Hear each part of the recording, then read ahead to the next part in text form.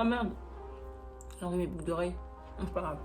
Ça fait tellement longtemps que je vois filmer une vidéo que je sais même pas comment commencer. C'est pas grave non plus. Coucou tout le monde, j'espère que vous allez très bien. Aujourd'hui, je vous retrouve pour une nouvelle vidéo. Et comme vous êtes pu voir dans le titre, je vais vous faire un update lecture. Je sais pas quand je vais poster cette vidéo parce que c'est très compliqué pour moi de filmer en ce moment.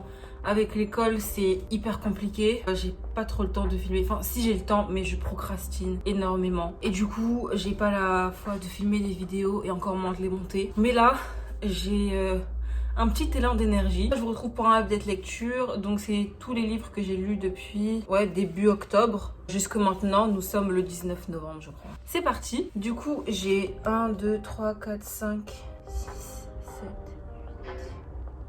J'ai 9 livres à vous parler. Donc on va commencer déjà avec le premier. Donc c'est le livre que je vous avais présenté dans mon vlog de rentrée. La commode au tiroir de couleur de Olivia Ruiz. Je vais me le répéter x fois encore, mais Olivia Ruiz, si vous ne savez pas qui c'est une chanteuse française qui a été découverte en 2001 dans la Star Academy. Et si vous me connaissez, vous savez que la Star Academy, c'est une de mes émissions préférées de tous les temps. Et Olivia Ruiz, c'est une de mes candidates préférées. Je l'écoute depuis que je suis toute petite. Et je l'ai lu pendant la rentrée, là. Pendant ma première semaine de rentrée. Et j'ai beaucoup aimé. Vous pouvez voir que j'ai beaucoup annoté ce livre. Tout le long du livre, il est pas énorme. Hein. Il fait 167. Donc c'est vraiment court. Et j'avais l'impression, en fait, de lire des paroles de chansons parce que c'était hyper poétique. Si vous entendez des bruits bizarres, c'est Jackson qui joue avec le rideau. Arrête! Regarde. Dis bonjour! Dis bonjour! Donc, si vous ne savez pas de quoi parle ce roman, c'est l'histoire d'une jeune femme, jeune maman même, je crois qu'elle est maman ou maman, oui.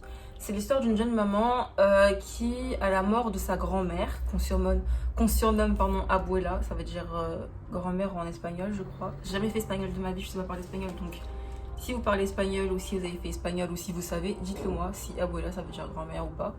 Du coup, à la mort de sa grand-mère va lui donner une commode avec des tiroirs. Et donc dans cette commode-là, il y a plusieurs souvenirs qui retracent l'histoire de sa grand-mère quand elle est arrivée d'Espagne pour fuir le régime de Franco, je crois. En France quand elle avait 12 ans, 11 ans, jusqu'à maintenant sa mort en fait.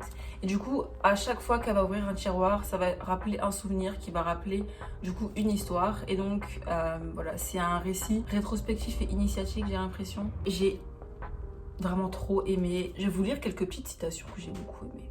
J'ai gagné la liberté d'exister, mais ma liberté de parole a péri dans mon changement d'identité. Ça, c'est au tout début du livre, quand elle arrive en Espagne et qu'elle doit se forcer à enlever son accent espagnol pour se fondre dans la masse en fait et pour pas qu'elle soit discriminée parce qu'elle est espagnole. À viser l'impossible, on peut atteindre au moins le merveilleux. Rien n'est naïf, tout est intelligent. J'ai vraiment trop aimé ce roman et c'est sûr que je le relirai. Donc du coup voilà, et ce livre-là, j'avais mis 5 étoiles. Ensuite, après ça, j'avais beaucoup envie de lire, pas de la non-fiction, mais presque. J'ai voulu lire Sublime. Non.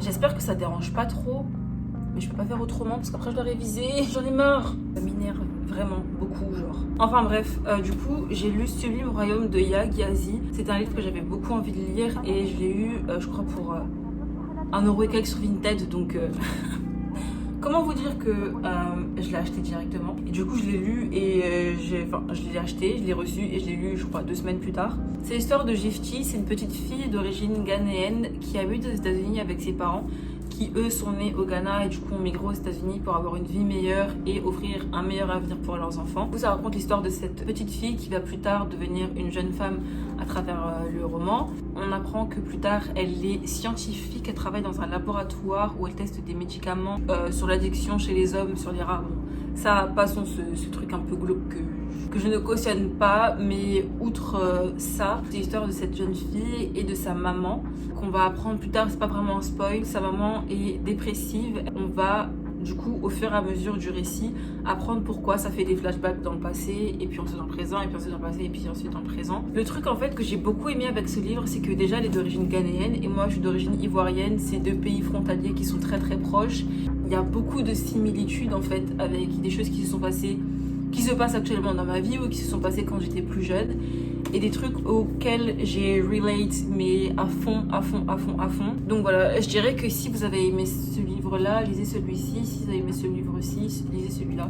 Je trouve qu'ils se ressemblent, mais qu'ils sont uniques dans leur genre. Elle a aussi écrit un livre qui s'appelle No Home, que j'ai beaucoup envie de lire après avoir lu celui-là du coup. Donc si vous avez lu No Home de Yaa Gyasi, dites-le moi. J'aimerais beaucoup savoir ce que vous en avez pensé. J'ai mis 4,75 étoiles. Pourquoi pas 5? Je ne sais pas pourquoi. Il n'y a pas eu ce truc qui m'a fait mettre 5 étoiles comme avec ce livre-là en fait. C'est juste ça. Ensuite, pour les cours, on devait lire ou s'inspirer d'un film ou autre, d'un truc artistique en gros, où on devait tirer des citations qui nous inspirent. Et moi du coup, j'ai choisi Milk and Honey que j'avais lu en 2017 ou en 2018, je sais plus. Je vous en avais parlé dans une ancienne vidéo. J'avais lu du coup ce recueil de poésie, Milk and Honey de Rupi Kaur. Je l'ai pas relu depuis en fait. Et cet été, j'ai acheté The Sun, Le Soleil et ses fleurs. Je crois que c'est The Sun and Her Flowers. Je me suis dit que ce serait cool de le relire avant de lire l'autre recueil de poésie. Donc voilà.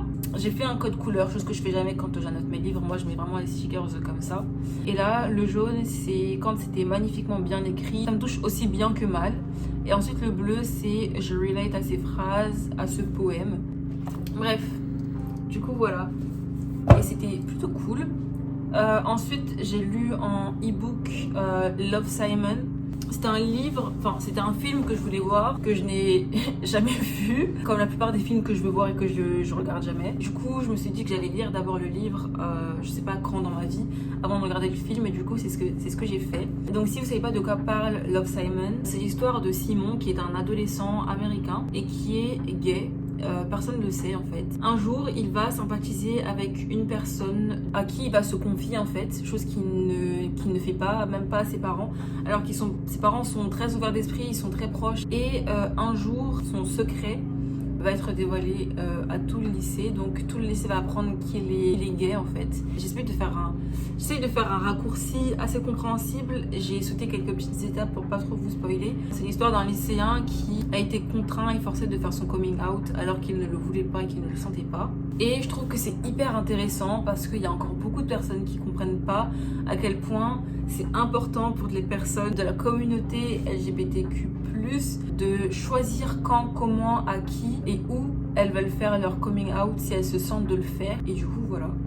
J'ai trouvé ça hyper touchant. J'ai mis combien d'étoiles? J'en ai mis 4. Je voulais pas mettre 3,5 parce que je trouvais que c'était trop peu, mais je voulais pas non plus mettre 4,5 parce que je trouvais que c'était trop haut. Donc pour moi, 4 c'est parfait, c'est la note parfaite à mon avis. Après Love, Simon, j'ai décidé de commencer mes spooky lectures. Donc, j'ai lu le tome 2 de Truly Devious, c'est The Vanishing Stare de Maureen Johnson. Je vous ai déjà fait plusieurs résumés de Truly Devious, donc je vous mettrai le lien de une ou deux vidéos dans lesquelles j'ai parlé de cette histoire-là pour vous faire un résumé. Mais du coup, dans le tome 2, ce qui se passe, c'est que Stevie, je vous raconte juste le début pour pas vous spoiler la fin. Là, c'est vraiment gros spoil, donc si vous n'avez pas lu le tome 1, sautez cette partie-là. Après, du coup, le drame qui s'est passé à la fin du tome 1, les parents de Stevie vont décider de l'enlever de la Elegam Academy. Et quelques petits événements vont se passer. Elle va du coup retourner à la Elegam Academy pour son plus grand bonheur. D'autres meurtres, disparitions vont surgir. Elle va essayer de savoir ce qui s'y passe, tout en essayant de résoudre le meurtre qui s'est passé 100 ans plus tôt. Faut pas l'oublier celui-là. Et donc c'était vraiment trop bien. Je pense que j'ai préféré ce tome 2 que le tome 1. Le tome 1, comme je l'ai déjà dit, c'était plus un settling des personnages, de l'ambiance, des endroits qu'ils allaient visiter, etc. et tout. Là, genre, il y avait beaucoup d'action. C'était trop bien. Je suis désolée, hein. Je suis désolée. Mais j'adore la relation entre Stevie et le fils de la journaliste. Je sais plus c'est quoi son prénom. Genre, moi, je shippe pas du tout Stevie et David. Genre, pas du tout. Je préfère Stevie et l'autre, mais j'ai oublié son prénom. Je suis vraiment trop mauvaise pour retenir les prénoms. Du coup voilà, j'ai beaucoup aimé ce tome 2, il était vraiment génial. Chief Case, magnificos. Après The Vanishing Stare, j'ai décidé de rester dans la spooky vibe et j'ai lu Mexican Gothic de Silvia Moreno Garcia, que j'ai failli DNF à un moment. Je l'ai commencé une semaine avant semaine de vacances entre guillemets. Du coup pendant ma semaine de vacances j'y ai pas touché, j'avais pas du tout envie de le lire, je sais pas pourquoi. Pourtant l'histoire elle est hyper intéressante. Cette histoire se passe dans les années 50 au Mexique et donc c'est l'histoire de Noémie qui vit au Mexique, à Mexico je crois. Elle vit avec sa famille. Noémie est décrite comme une femme vraiment très forte, qui a du caractère, qui a de la poigne, qui aborde les hommes, qui a très confiance en elle. Vraiment la femme fatale. Un jour son père reçoit une lettre de sa cousine avec qui elle a vécu.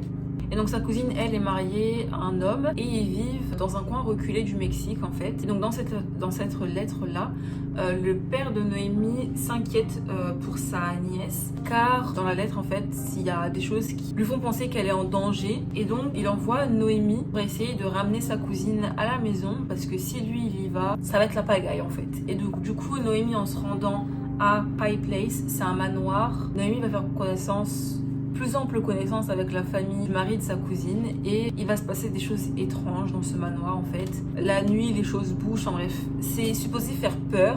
Moi qui suis une grosse mauviette, j'ai pas du tout eu peur, genre c'était plus mystery que horreur en fait. J'ai capté la vibe du truc. C'était très Dark Academia, c'était très mystérieux. Le truc que je peux pas lui reprocher à ce livre, c'est que les décors, les habits, les personnes sont décrites comme dans les années 50 et du coup t'as l'impression de vivre dans les années 50, d'être plongé dans les années 50 au Mexique en lisant ce livre-là. Mais le côté horrifique du livre, j'ai pas du tout accroché. Pour moi, c'était pas vraiment horrifique. Il y avait quelques petits passages qui étaient vraiment dégueulasses. Je vous épargnerai les détails pour pas vous spoiler. Mais vraiment, tout le long, pendant plus de la moitié du livre, il n'y a pas vraiment d'horreur en fait. Voilà. C'est un peu dommage en fait. J'ai mis 3 étoiles parce que pour moi, il méritait pas plus en fait. Donc voilà. Et c'est les 2 Spooky Books que j'ai lus. Je trouve que c'est plutôt pas mal par rapport à la pile à lire que je vous ai faite. Parce que d'habitude, je suis jamais mes piles à lire en fait. Après ça, j'ai lu Felix Ever After de Kaysen Callender. Auquel j'ai mis 5 étoiles parce que c'était juste parfait. C'était ce dont j'avais besoin après ça. Genre ça c'était... Et Felix Ever After c'était... Ça m'a vraiment donné du baume au cœur en fait. Et ça m'a donné beaucoup d'espoir. Pourtant je ne fais pas partie de la communauté LGBTQ+, mais je me suis sentie concernée et je trouve et je pense qu'on devrait tous se sentir concernés par les causes que défendent certaines minorités. Et donc si vous ne savez pas de quoi parle Felix Ever After, c'est l'histoire d'un jeune adolescent qui s'appelle Félix, qui est transgenre. Il vit à New York avec son père. Ça se passe pendant l'été en fait. Il est inscrit à des cours d'été dans une grande école dans le but de pouvoir faire son portfolio et d'être accepté dans une grande université américaine. Dans cette école-là, en fait, un jour, en se rendant en cours, sur un mur, il y a des photos de Félix avant sa transition. Il y avait aussi affiché son dead name, en fait. Et ça, c'est quelque chose qu'il ne faut pas du tout faire, en fait. Quand une personne transgenre décide de changer son prénom, le dead name, c'est quelque chose à pas du tout mentionner. Enfin, ça peut être très sensible pour certaines personnes et moins pour d'autres. Mais du coup, pour éviter tous les risques, si on connaît le dead name, ne pas le prononcer. Du coup, son dead name était affiché et Félix s'est senti hyper humilié. Il a voulu savoir qui avait fait ça en fait et donc il va essayer de mener une enquête avec son meilleur ami et de découvrir qui l'a humilié publiquement. À travers ce récit, on va découvrir Félix qui va de plus en plus s'affirmer, de plus en plus savoir qui il est, ce qu'il veut, qui il veut être en fait. Ça, je trouve que ça donne un grand message d'espoir. Si vous savez pas, ce livre a été traduit en français sous le même titre. Je l'ai dévoré, je l'ai littéralement lu en 3 jours. Ah putain, j'ai failli me casser l'onglet. Donc voilà, je vais vous parler d'un livre que je suis actuellement en train de lire mais que j'ai presque fini, qui est, vraiment je suis désolée pour la prononciation, Kim Jeong Born 1982 de Cho Nam-chu. J'espère que je prononce bien, que j'écorche pas le prénom et le nom. Et donc c'est l'histoire d'une femme qui s'appelle Kim Jeong, qui est coréenne et qui est née en 1982.